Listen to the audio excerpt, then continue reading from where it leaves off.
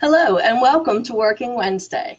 My name is Jennifer Tenney and I'm coming to you live from the Center for Excellence in Disabilities at West Virginia University in Morgantown, West Virginia. Thanks for joining me today. Today I will continue educating employers on how to create inclusive cultures in recognition of National Disability Employment Awareness Month. It is important to have inclusive cultures in all areas of life, including school, work, sports, after-school activities, clubs. Basically, any group you are involved in should be inclusive. The definition of inclusive, according to dictionary.com, is including a great deal, encompassing everything concerned, comprehensive, enclosing, or embracing. This definition, when applied to the workforce, means that everyone should have an equal opportunity to work and be included in the work culture. Organizations that value and appreciate each person for their individual differences and experiences clearly benefit from diverse perspectives. And although the term diversity is typically used in reference to differences in race or ethnicity, it actually encompasses an infinite range of experiences, including disability. Creating an inclusive culture isn't difficult, but it does require some thinking ahead. An inclusive workforce should be a welcoming work environment that is flexible and open to the talents of all qualified individuals, including those with disabilities. Promoting inclusive work cultures at work are good for your employees who see your business's commitment to inclusion and offering workers the support they need to meet their needs. These practices also benefit the employers by empowering employees to do their best on the job. When creating inclusive cultures, it is important for employers to understand the issues their employees may have and address each one, not only for that individual, but for the good of the business. Whether your business is just starting out or looking for ways to enhance efforts, there are a number of things business owners can think about when creating inclusive workforces. Internships and mentoring is a great way to both fill anticipated short-term staffing needs and potential evaluation for staff for full-time positions in the future, especially those who may be new to the workforce or returning after the beginning of a disability.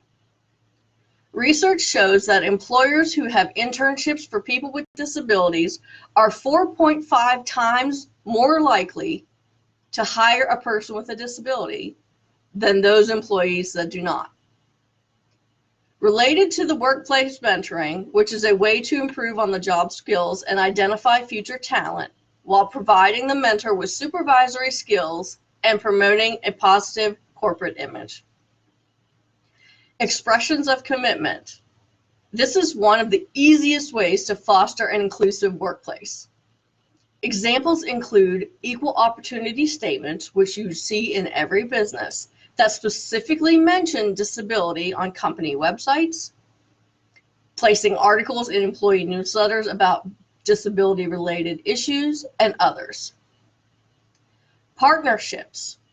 Building relationships with various local recruitment sources such as the Division of Rehabilitation Services, American Job Centers, disability service providers, and other organizations is a key strategy to creating inclusive culture. Accommodations. A great way to think about accommodations is to think of them as productivity enhancements.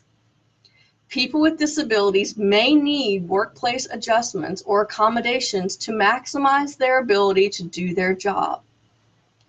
Having a clear process for requesting and providing accommodations is an easy step towards sending a clear signal that your business is committed to an inclusive workforce.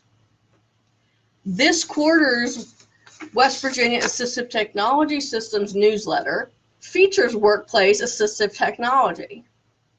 If you would like to get a copy of this newsletter, please make a comment in the box and I'll be happy to Pass it along to the WIBATS team to make sure that you get one. Workplace flexibility and customizing the work relationship.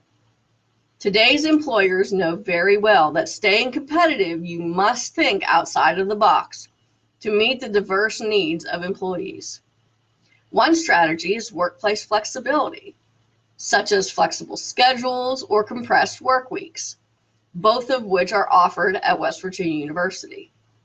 This practice increases employee loyalty and enables many workers to perform at their fullest potential. Returning to work and staying to work strategies.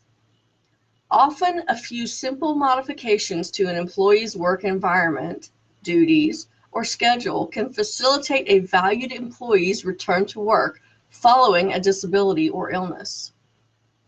It helps to show that you value them as a team member and can also play an important role in the employee's recovery process, benefiting both the employee and the employer. Veteran targeting.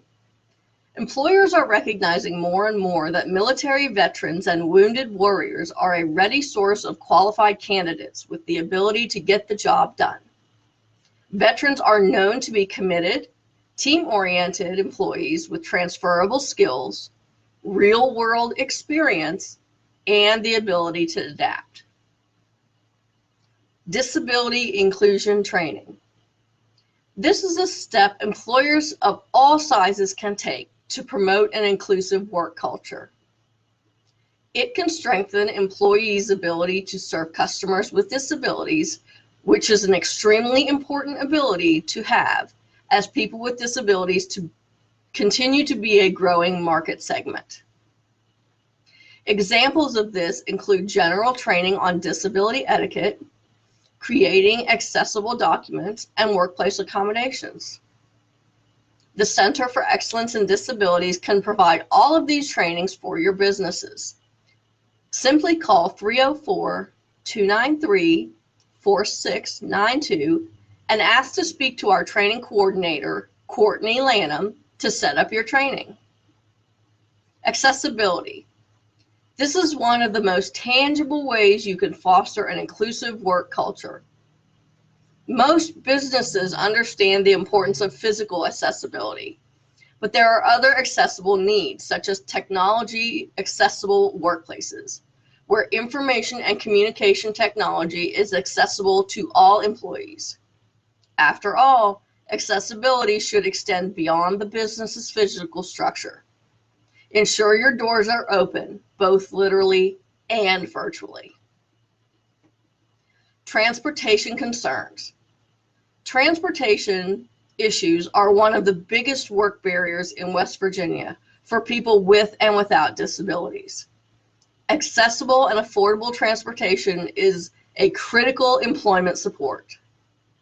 By implementing job-related transit benefits and services, businesses can play an important role in advancing supports for alternative transportation options and open doors to employment for a wider segment of their community, including but not limited to people with disabilities. This can also improve your business's public image in an increasingly green society. The Employer Assistance and Resource Network on Disability Inclusion website, www.askearn.org, has a wealth of information regarding creative inclusion cultures within the workplace, including the 10 steps I just talked about, sections on employee resource groups, fostering mentally healthy workplaces, and steps for success. Please visit their website or call the Center for Excellence in Disabilities to ensure your business is working to create inclusive cultures. And as always, if you have any questions, please put them in the box and I'll be happy to answer them. Thank you for joining me for another segment of Working Wednesday. Join me next week where we will talk about recruitment and hiring to build an inclusive workforce as we continue to celebrate National Disability Employment Awareness Month. Have a great day.